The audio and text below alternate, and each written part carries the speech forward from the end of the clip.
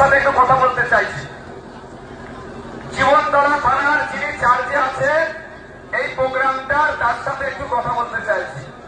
और फिर भी सेंट्रल फोर्स जो यहाँ पे आए हैं, अगर उसका जो जिम्मेदारी जिसके हाथ में है, हम उनसे बात करना चाहते हैं।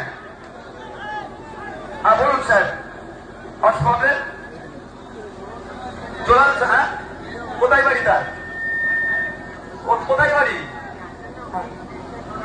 হ্যাঁ হ্যাঁ, তা আমরা এখানে ঘাস কাটছি, আমরা তো ইলেকশনে কাজ করছি না, আমরা ঘাস কাটছি নাকি?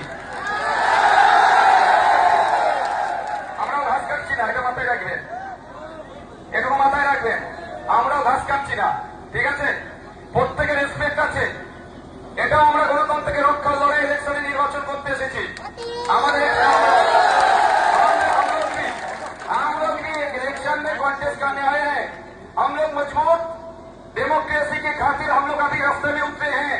हम लोग भी चाहते हैं हमारा देश का जो डेमोक्रेसी है वो स्ट्रांग हो। जो सारे जितना बंदा इलीगल काम करते हैं उसको जेल में घुसाना हम लोग का काम है। जो 100 दिन का जो काम है उसको जो उसने घोटाला जो किया है उसको पकड़ के जेल में डालने का काम में हम लोग आए हैं। हम लोग कोई इलीगल काम से इधर नहीं है, लीगल काम से आए हैं। तो বন্ধুগণ, বক্তব্য আমি দীর্ঘায়িত করবো না, আমার অন্য জায়গায় প্রোগ্রামে যেতে হবে। তাহলে মনে থাকবে আগামী 29 এপ্রিল আসছে দিন, এদিকে এদিকে বলে দিন, এই কালিমের মানুষকে বলে দিন, জীবনতলার মানুষকে বলে দিন, এই কালিমের মানুষ বাবুদের বলে দিন, এদিকে এদিকে বলে দিন, ইনকিলাব ইনকিলাব ইনকিলাব।